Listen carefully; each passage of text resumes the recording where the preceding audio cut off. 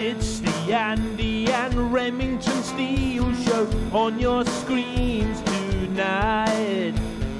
It's the Andy and Remington Steel Show for your home delight. We're talking about Age of Sigmar and anything else that is cool. Talking about Warhammer Fantasy, it's easy to learn the rules. Andy and Remington, Andy and Remington, Andy and Remington Show.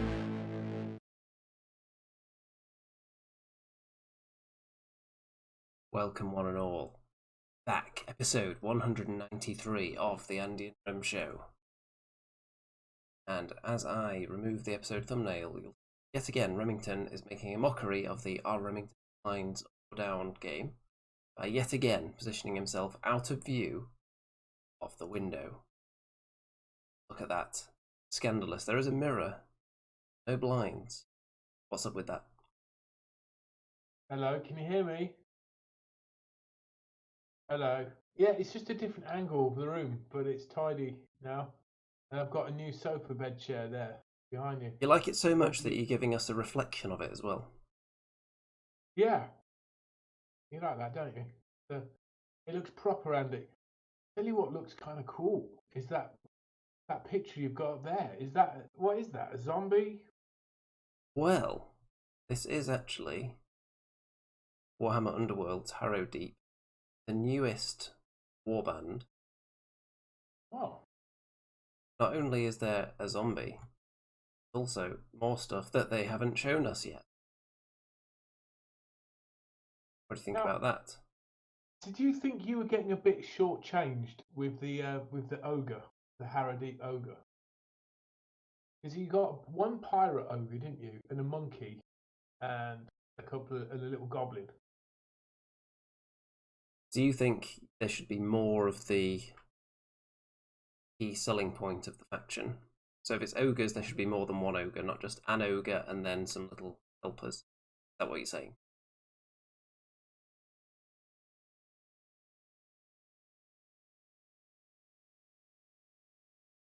Mr. Remington.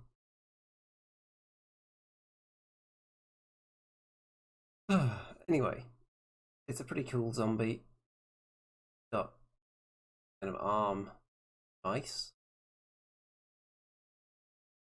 Very big arm for a zombie. Is there anything more to be said on that? Not particularly. So, next, as we await Remington return, let's have a look at the battle. There's some new rules. Ooh, Fire Slayer units wholly within 12 have a ward of 6+. Exciting. Once per battle, one friendly unit on the battlefield with this ability to plant its icon. Then it becomes 5+ instead of 6. Wow. Rules, excitement, non-stop spicy succulence. Bard of the Lodge. If this unit issues rally command, return one slain model to the and reach 4+ instead of each 6. That one is actually. Yes, those are some pretty spicy rules, aren't they? All battlesmith. Good old fire slayers. We're going to be staring at the blank Remington screen. I know I am an endless fountain of charisma. I do need someone to bounce the dialogue off.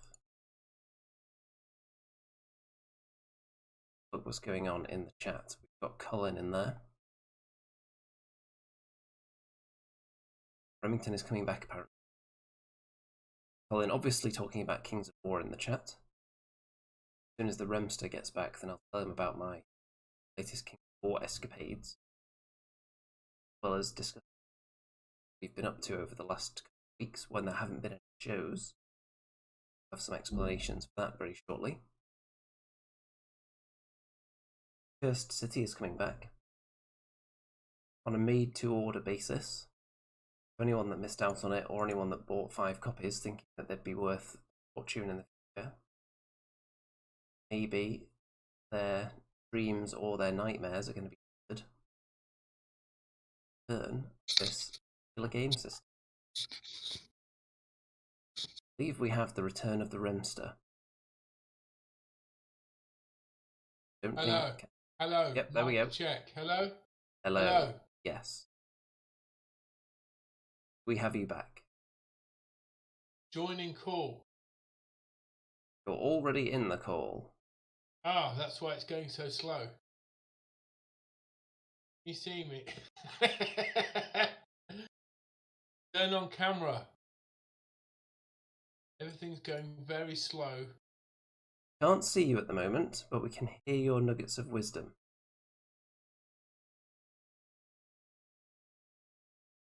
Coming. Oh, there we go. You're back in a different position. Different camera that won't switch off. Sorry.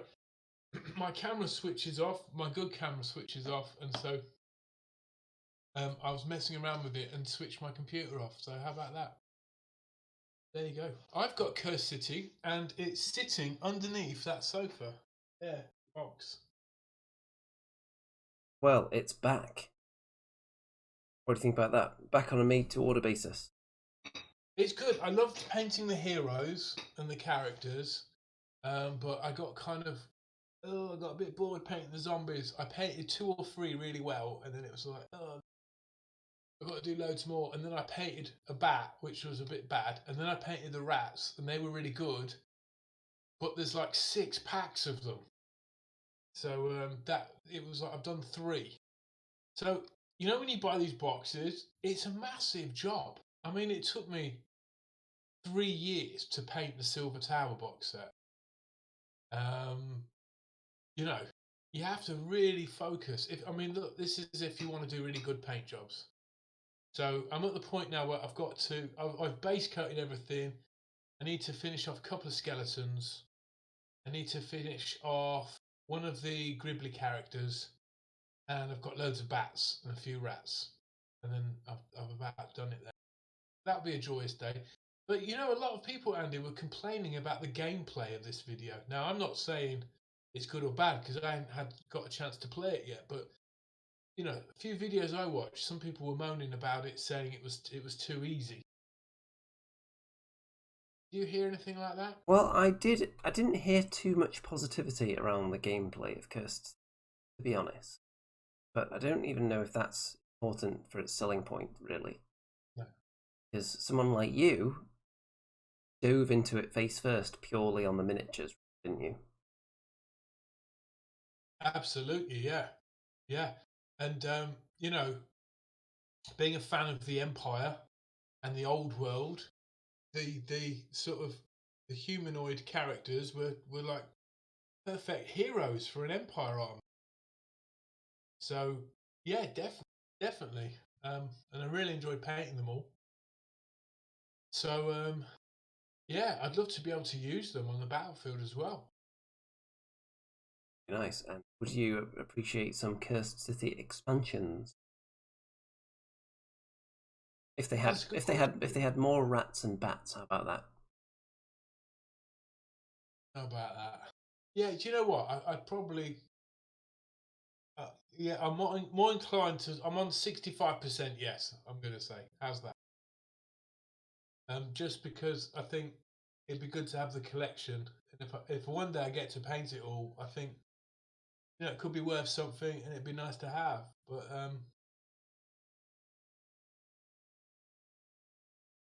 yeah, absolutely. I do need to get the big vampire version, the big Strigoi vampire version of the bad guy. I don't have that model yet.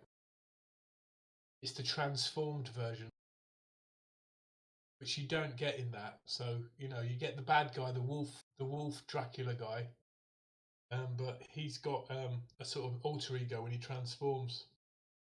It's in the Soulblight Graveyard book.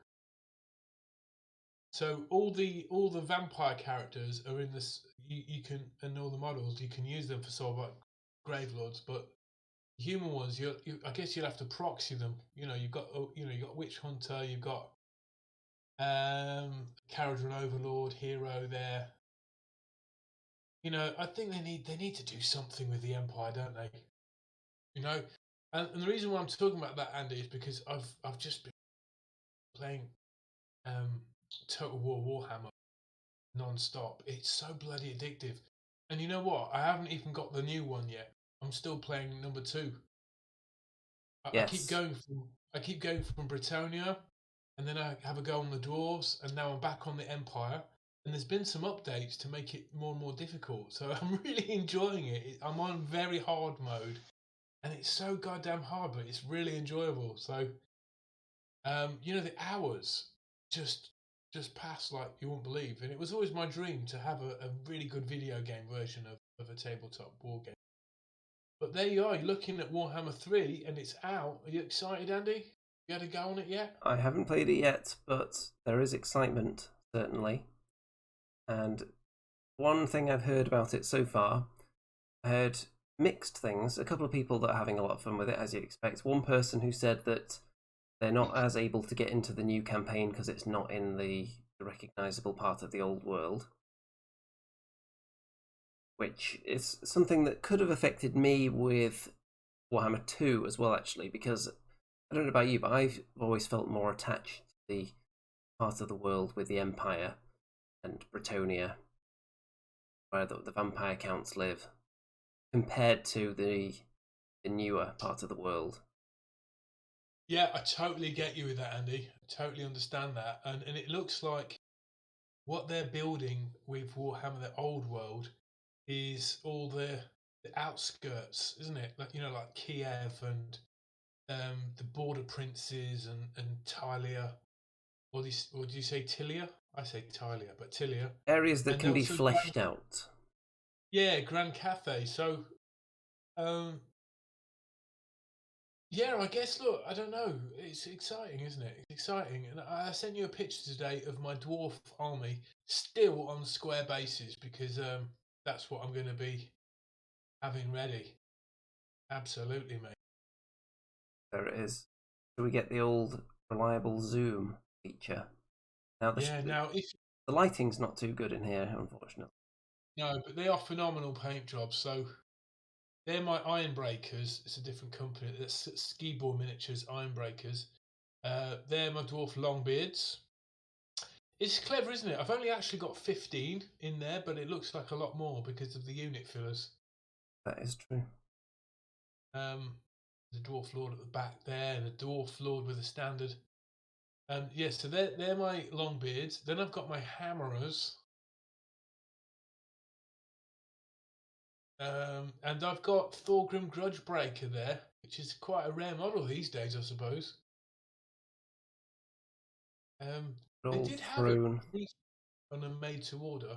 And I've got Illuminarch of Hish behind. Yeah, so 15 hammers in there. Again, it looks like there's more. I've got the Iron Breakers, and I've got 10 of the Iron Drakes, or they could be Iron Breakers. Got some Bretonian characters at the back there, and of course Gotrek on the left, and a dwarf gyro bomber.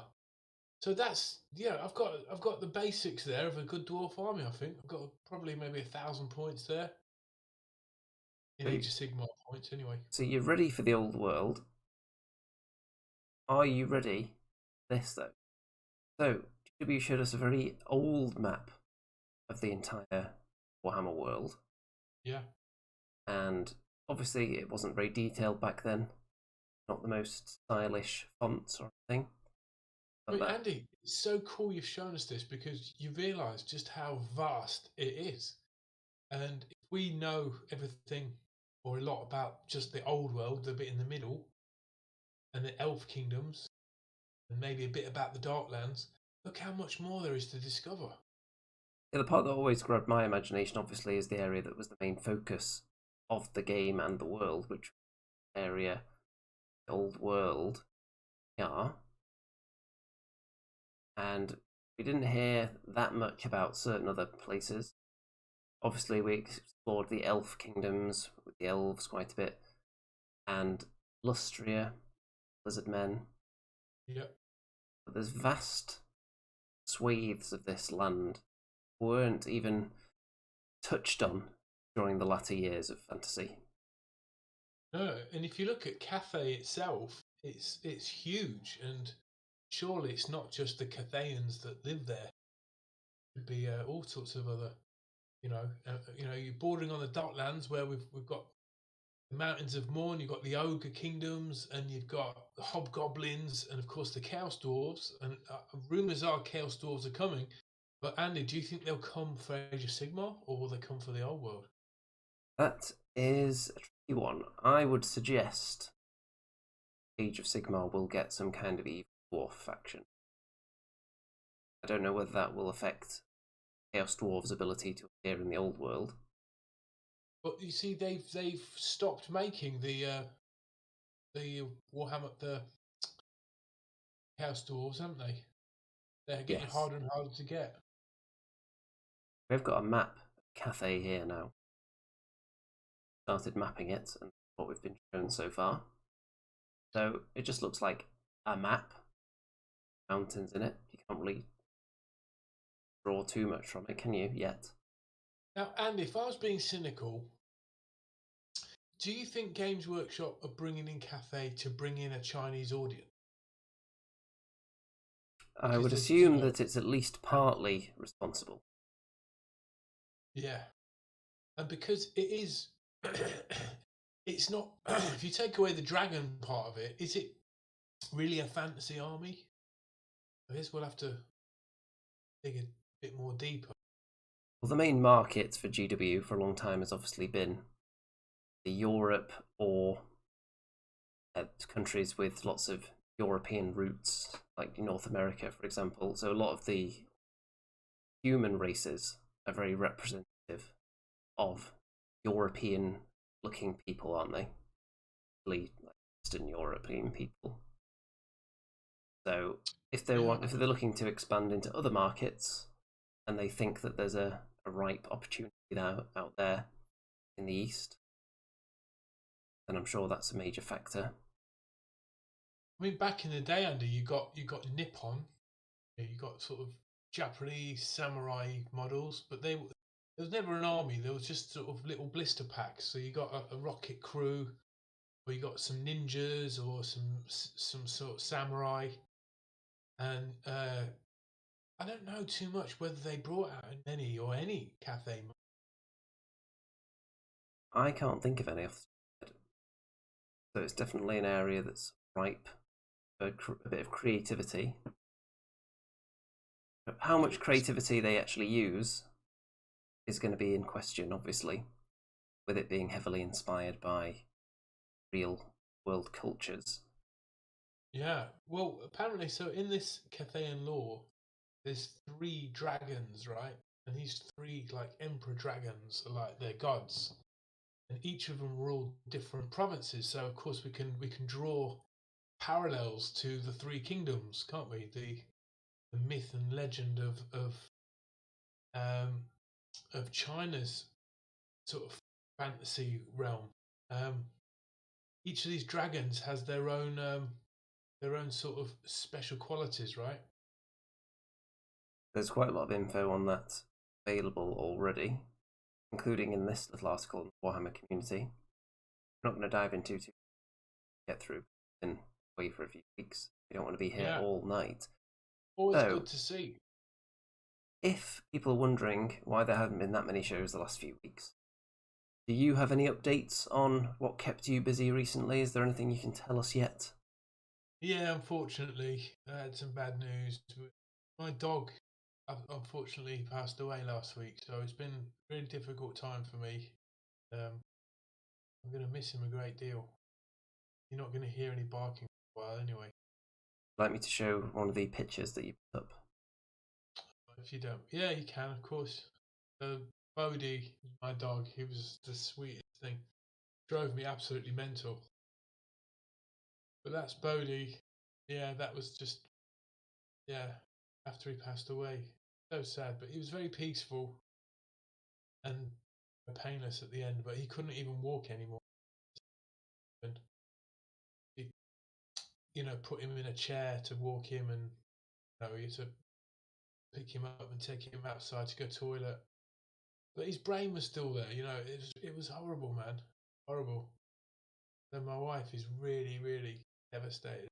But you don't realise, I never realised how close you can get to a pet, until I had Bodhi. It's always difficult one with pets, isn't it? Because generally humans are going to outlive them and have a lot of pets during their lifetime.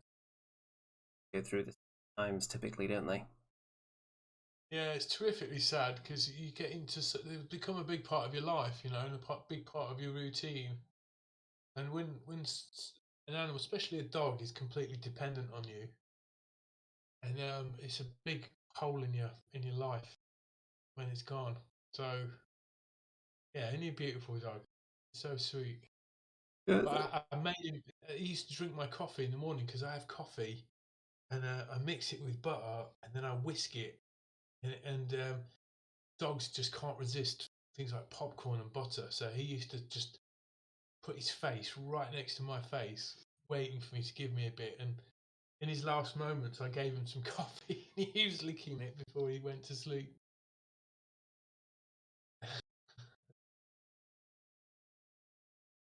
Baby. Oh. He Okay. was 13, so he lived a long life for a Weimaraner. That's decent innings, that, isn't it? Yeah.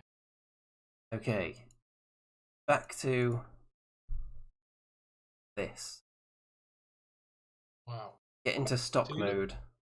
Yeah. So you're looking at the entire stock chart of Games Workshop. So that goes back to 2012, 2013, something like that, and you can see that there was a time when it was around 2014, like £4 a share, £5 a share. So when we first started the Andy and Remso, Andy, if we'd have bought £100 each of Games Workshop shares, we'd be minted now. But they've gone up a terrific amount, and look, this is just in the last year. You can see, obviously, with the longer chart, you can see it's looking like it's done really well, but it's been downtrending since September time. So I think around October time, you told me, why don't I just put all my money into Games Workshop, and look what would have happened. So if you thought Games Workshop was overvalued at its high of £121, you still think it's overvalued at £74? It was at £72 on Friday. They announced a 60 pence per share dividend. So I've got 20 shares currently, so I'll be getting about 13 quid, 14 quid in dividends. But I'm currently down on my investment about 28%, 30%. So I'm at that point. Yeah, I'm at that point, Andy, where it's like, well, if you told me a year ago they were at this price, I would have tried to buy as many as I could. But because I'm feeling the pain, it's like, But yeah, I believe in it. I believe in the company. So yeah, maybe like even Colin Mack, he said it was overvalued in the 90s. So maybe he's even being tempted now. I guess there's been a lot of downtrending everything recently with the Russia crisis and who knows what crisis, financial rearrangements of things and inflation. and interest rates going up. So all this has affected stocks, but the good thing is for me, Games Workshop's a solid company with no debt, expanding in very many different ways, and I don't think it's going anywhere, and I love it. So to me, when I can, I'll just keep nibbling away and hopefully get my average price down. But if you look at the other picture momentarily, Andy, of the stock price, the green one, what you see in the middle, that deep cut, that is the COVID crash. Can you see where I'm pointing at? It's where the green horizontal line is. Yeah, so it's just about at pre-COVID levels now, isn't it? Yeah, which is interesting. It's an interesting point. So we're at sort of a crossroads at the minute. So do you think Games Workshop is a better company, a more profitable company than it was in 2020 at this time? If so, then it should be worth more than what it is now, because it's at the price it was 2 years ago. But as we know, obviously, stock prices aren't entirely based on numbers and reality. A lot of other weird factors go into it. Well, speaking of that, Colin, thanks for your comment there. Colin says the Ukraine situation may affect oil, and as plastics are made out of it, there might be further downturn. Yeah, well, I mean, oil is one of the world's Russia is one of the biggest oil producers, but it's not the only one. I think it's got more of a grip on gas than it has on oil. But absolutely, it could affect it. Thing about the stock market, Andy, is if there's one sneeze of uncertainty, people sell. And people like certainty. So when war actually broke out in the Ukraine, stocks went up a bit because a decision was made. That's how crazy it is. But when there was all uncertainty about we don't know what's going to happen, that's when things fall. So yeah, you almost have to flip your mind around when you're thinking about things like this and be thinking ahead. Crazy world we live in, and I'm sure people will be tuning into the show hoping for good positive news as well. Can you share anything about your music career yet? Or is it still too early? Well, yeah, I don't mind telling you, I suppose. Well, there's been two bits of news. One is that I was away for a bit because I was auditioning to be in a band called Fun Loving Criminals, and I've been a lifelong fan of the band. They've been going since early 1990s, and they hit the heights of stardom in mid to late 90s. And the singer Huey has left the band. Doesn't really want to do it anymore. So he's obviously a big part and the face of the band, but they've asked me to be the guitarist. So I did say no at the start, but they kept asking me, and yeah, I practiced a bit. Did a filmed. Yeah, Scooby Snacks was their big song. So we videoed like an audition kind of video and sent that off to some promoters, and they really loved it. So they're going to get us some shows, and as they say, the show must go on. So I'm looking forward to that, and it's making me a better guitarist, that's for sure. And then my other band, Uncle Frank, we've just got a new record deal on the table as well. So exciting stuff. So after 2 years of not a lot happening in terms of music, it's all kicking off. So I think it'd be good if I can reduce my days at work, my normal job, so I can have more time. Sounds like the dice are definitely coming up Remington at the moment. More time for music. So that'll be nice. What I've been up to lately, last week we couldn't do the show because I was a bit ill. I didn't really have any voice for a few days. A bit of a cough, not COVID related, thankfully. But obviously, anytime you've got a cough, that's the first thing people think of, especially if you're out in public. So I was mostly hiding away. And then before that, I did have a very exciting family holiday to Butlins. Oh, wow! Which, yes, apparently is still a thing in this day and age. I can't imagine you there, Andy. Well, you don't have to imagine, because I don't even have any pictures ready, I could find some. Let me have a look. Did you get a job there as one of the entertainers? I did not. Let me see if I can find a nice picture from Butlins to show everybody. That's the bizarrest holiday I can imagine you going on. Well, I'm going to put Oh, up the technical difficulties picture here so I can do a bit of rearranging behind the scenes and I can show everyone this wonderful picture from the holiday. It was full of family fun and non-stop excitement.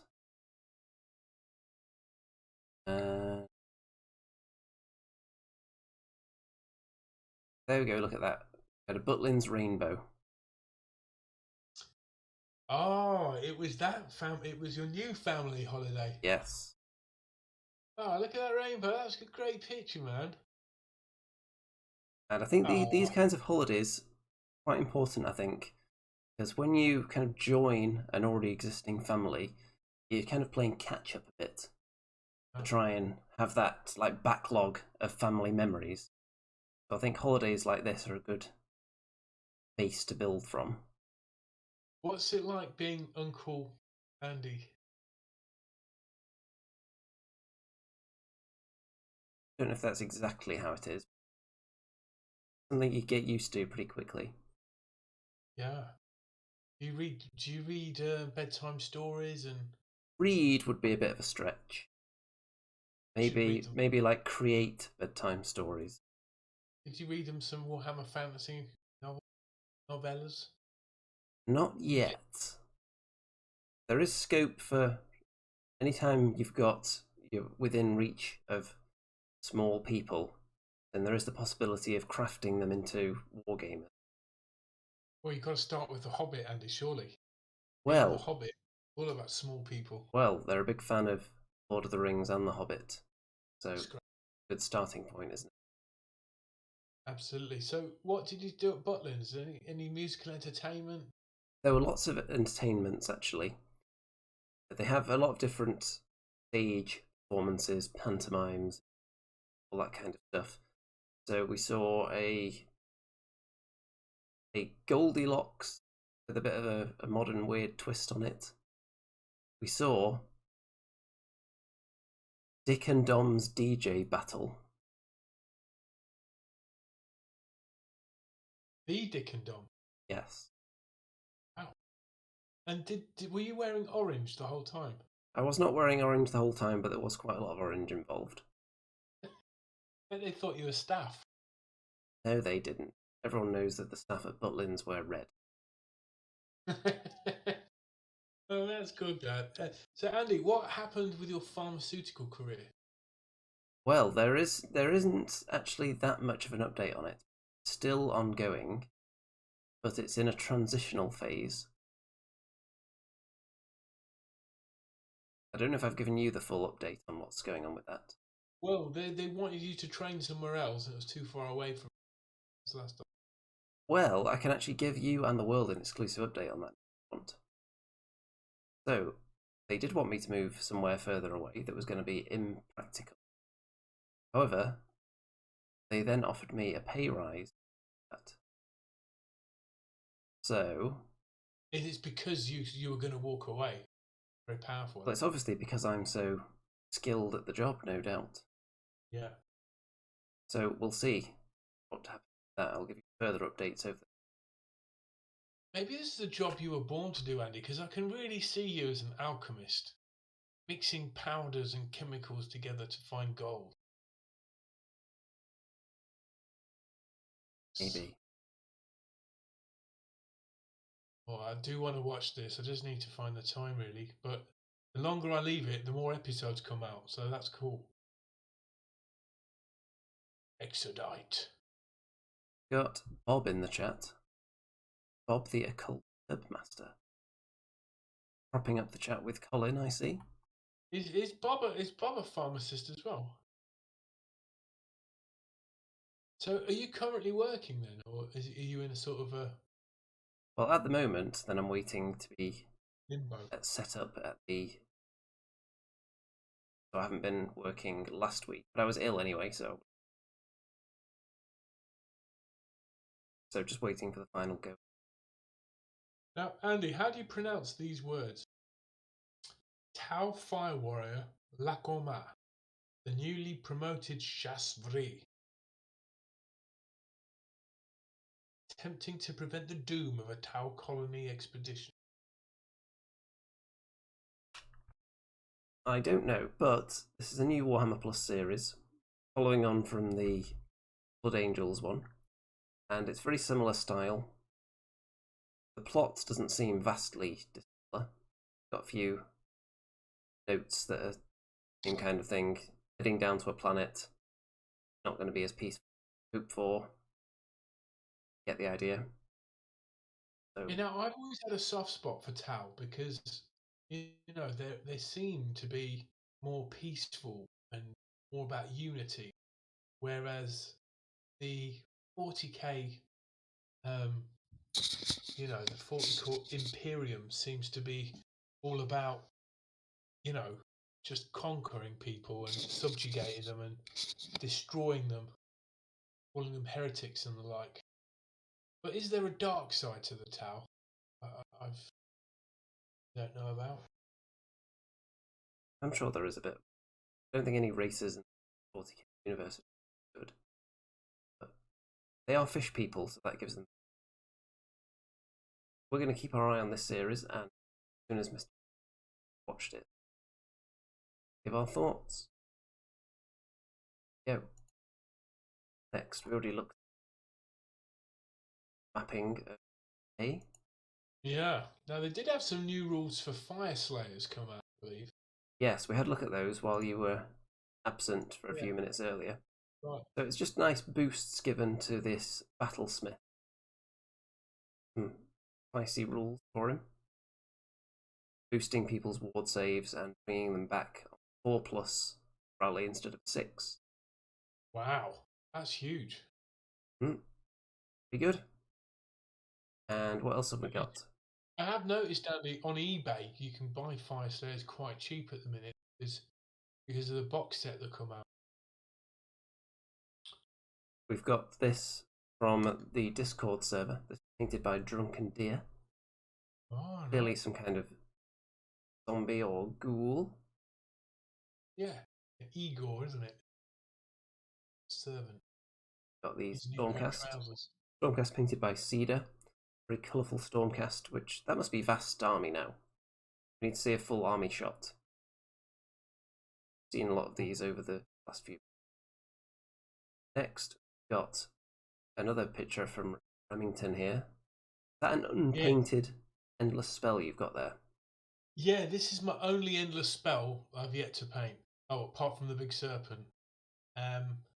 But yeah, this is the only one from the big box set of endless spells that you get. I haven't painted yet, and I really don't know where to start with it. You know what I mean? It's purple sun, and it's already purple. I mean, do I turn it into like a big fireball, or it just suddenly seems like a big job? And you know what, Andy? It's been more than a month since I painted my last model.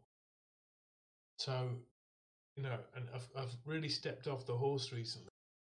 I think, since I had those battles with you, once you start doing some gaming, you step away from the paint table a bit, and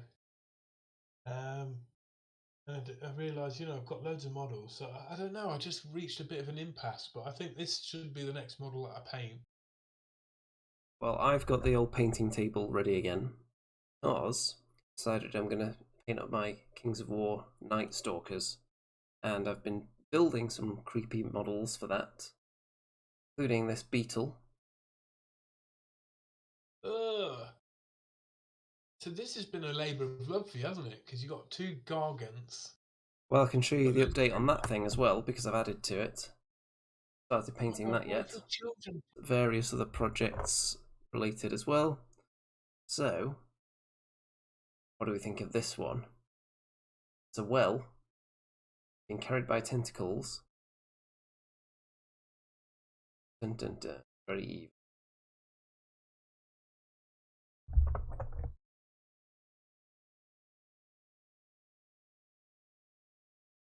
Are we back? Yes, that's better. I think the show disappeared for a moment there. Must have been some internet issues. What was the last thing you saw from me?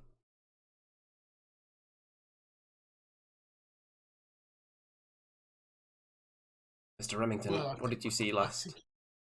The internet couldn't handle your ghastly models there, Andy. They look stuff nightmares for sure. That's true. I've even got some priming that's gone on here, so I'm going to be painting some stuff soon for the army. Are these legit models, or are they sort of things you put together as counts as? Most of them are the official Mantic models, and then a lot of the monsters are things that I've just heavily kit bashed or converted. See, Speaking of Kings of War, I did have a tournament yesterday. Unranked tournament, so it doesn't go onto the official Kings of War rankings, because it's a bit of a crazy teeny tournament with very short clocks. So only 25 minutes per player, and then 20 minutes per player, and then 15 minutes per player. So can you imagine playing a full war game and only having 15 minutes to do all your moves and dice roll? well, you haven't really got time to explain what you're doing, can you? You've just been like, okay, remove those two models, dead. You know, is that right? You just have to do it very quickly. Now, Andy, talking of rankings, do you know where you might rank the war UK scene? Well, I can tell you where I am at the moment. It's a bit skewed right now. I can go on the rankings site right now, actually. So, because the season has only just started recently, then it's not completely accurate. So I'm currently in 11th, but that's on the back of only playing one event. So it takes your top 4 scoring events for your total. There are some people that have played 3 events, so obviously they currently have an advantage because all their scores are being added up, whereas I've only got the 1 score. So when everyone gets to 4 or more, you'll have a clearer picture of how it stands, because there are some people at the top with 2 or 3 events, and then there's me down there with 1. There are people below me with 3 events, though. So you really need to clock in the events, not just win. Events and events that have a lot of players at them as well are worth more. But it's obviously no good if you don't finish near the top. Now, what's the next event you've got your eyes on? The Kings of War, I'm actually keeping my eye out at the moment because I haven't got any booked for Kings of War till July now. I'm trying to find more in the meantime. I've got some Dead Zone tournaments coming up over the next couple of months. Wow.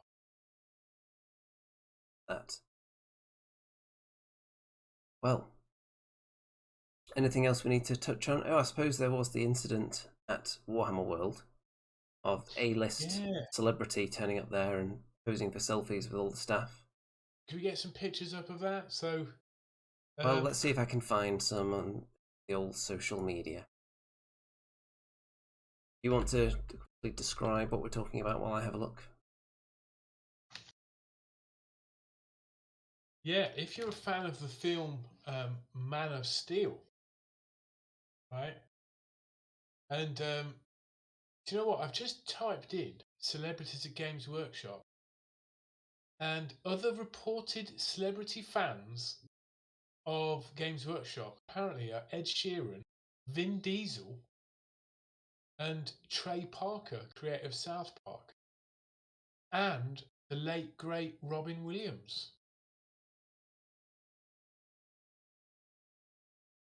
But most recently, at Games Workshop, visiting Warhammer World was Henry Cavill, or as you call him, Tony Cabell.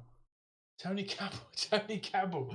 Well, Henry Cavill or Tony Cabell is touted actually to be the next James Bond. So there's a picture of him in his element there, behind the scenes at you. Yeah. Colin Matthews, a sweetheart. He says, "How come Remington doesn't get the star treatment? You know, they've missed a trick there, haven't they? They've missed a proper rock star." Well, the treatment that we got was more along the lines of, "Why are you filming right outside our security room?"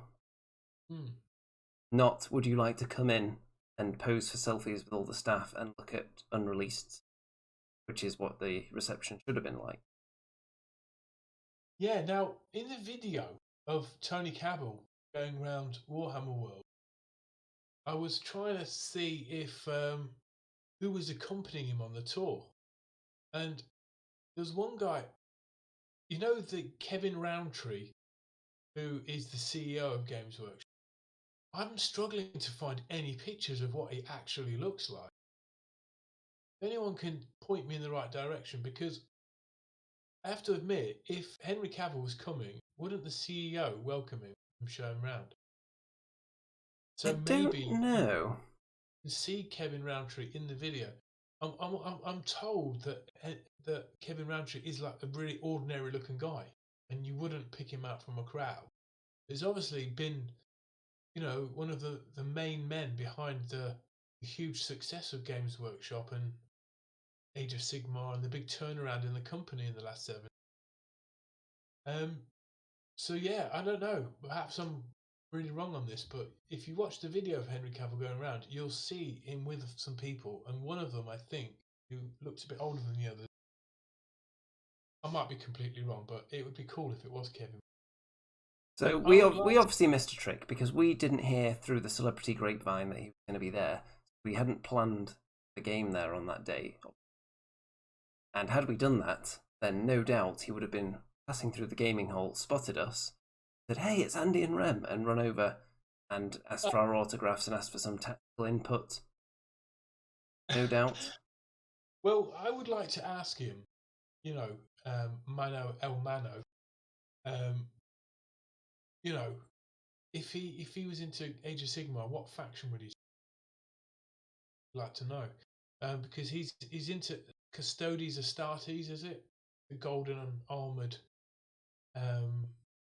guys in 40k. I think he's a big 40k fan, but if he's into fantasy or Age of Sigmar, I hope he's not into Stormcast. I think if he's ever watched this show, he would certainly be into Age of Sigmar by now. And I say if. It's more of a question of how many times he's watched this show. I can only assume he has seen it before, with the worldwide exposure that we generate. Well, I've tried to buy a jumper similar to the one he's wearing. That's as close as I could get. Not far off, actually. Do you mimic the pose? Yeah, I can try. Pick a. I get my good side. How's that?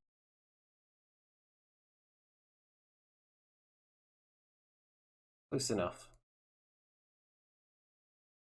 This is the kind of entertainment people have tuned in for. Well, we need to have a game of something soon enough. Because in quite a few weeks now. I'm going to America over Easter, so I might miss out on the Easter holidays, but sure thing, it's coming soon. I've forgotten how to play. Well, did you ever know how to play to begin with?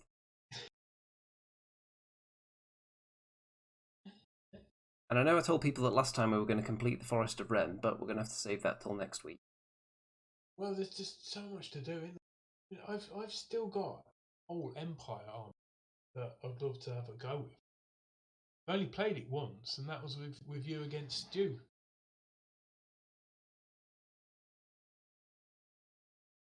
Colin is going to be encouraging you continually to play Kings of War until you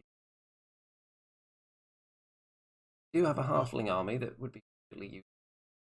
Yeah, I have actually, yeah. So why not? 1,000 a day, I'm afraid, at the moment. There you go. Yeah, Never enough hours. Henry Cavill, Tony Kebbell, he does seem like a really decent guy. Odd not to like. So what I would like the audience to join in with now, whether you're watching this live in the chat or later on in the comments, which celebrity would you most like to meet at Warhammer World, and why? Other than, obviously, us two. That's the answer. Top of everyone's wish list, their bucket list. Meet Andy and Rem at Warhammer World. But after us, then which A-list or otherwise celebrities would you like to meet? Living celebrities only this time. Maybe we'll do another one with deceased or historical celebrities. And We'll say, Andy, it's only a matter of time before Tony Cavill plays a Warhammer role in some kind of film. Definitely. I think it's nailed on, really, that he might even play the Emperor. in a mammoth long Netflix 10 series extravaganza of the Horus Heresy. How cool would that be? Oh, have you heard the sad news about Stu Gibson's Nurgle army? No? Nurgle orcs. Sold them. Oh man, he sold them already. Did he get a good deal on them? I hope so. It's been influenced by you. Spend years and years crafting a army, and then someone offers you a bundle of cash and you part with it in seconds. Hey, that's the cycle of life, man. You can't just be a hoarder. That's how you move on, isn't it? Right. So, Stu, what have you done? What was it much needed cash, or is it going to get recycled into something? Or have you looked at the Games Workshop share price and thought, I'm going to buy in and be an owner of this proud company? We're going to have to get him on the show again and ask him, interrogate him, find out why he sold that wonderful army, what he's going to spend the money on. And if it turns out to be something like a house, I'm going to be very disappointed. Not going to be much of it. He's not replying. It must be, I don't know. How much do you think you got for that army? We played against it. You can actually watch that battle report on my channel if you're interested. I've got 680 something subscribers. I did have 666 for the longest time, but it's actually going up, even though I haven't made much content. But you can watch me and Andy fighting Stu Gibson's Nurgle army on a beautiful board at Warhammer World. Amazing scenery, and you can see maybe why Stu Gibson decided to sell them. But I'm going to say he sold them for £350. I'm going to go with that. What's your bid? I think higher than that. Well, there was... What was there? There was loads of plague bearers. Oh, we got £500 for them. Well done, man. Yeah, that's decent. Decent. Decent. So there's a bit of profit in there, surely. So you could do something good with them, couldn't you? I'll have to get him on sometime about what projects are coming up. And buy about 7 Games Workshop shares for that much. And maybe we'll get him to be a guest hand puppet on the Forest of Rem again. That was the role of a lifetime, wasn't it? Is he going to be like Frankenstein's warband or something?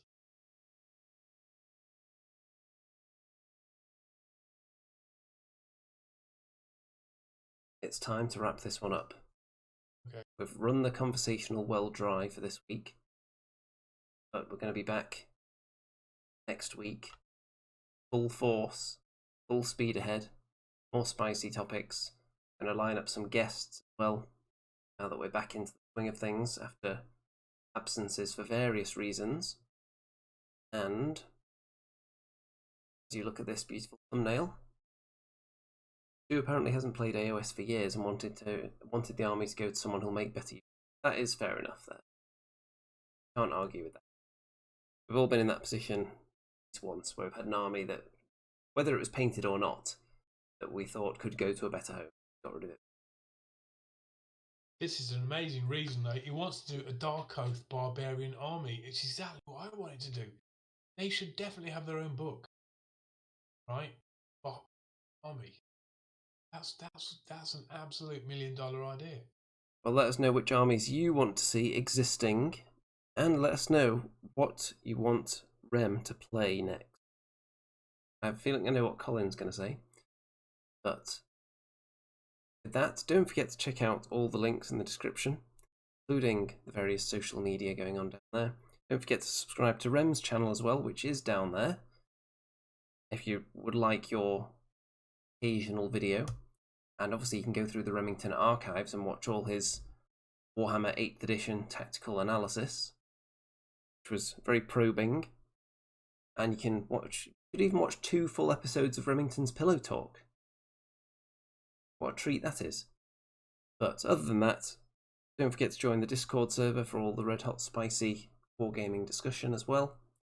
And the Facebook group. Post your painted miniatures in the Discord server and we'll analyse them on the show. And big plans, more to come on the show.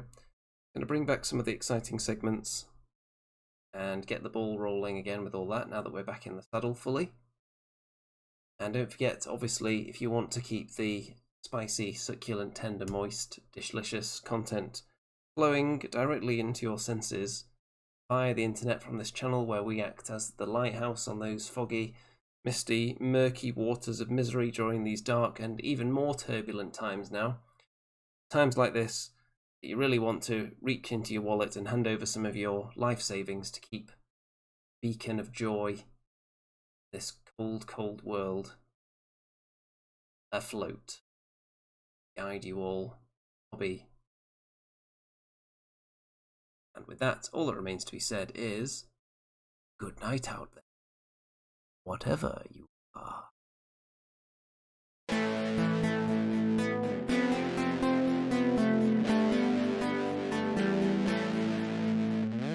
It's the Andy and Remington Steel Show on your screens tonight. It's the Andy and Remington Steel Show for your home delight. We're talking about Age of Sigmar and anything else that is cool.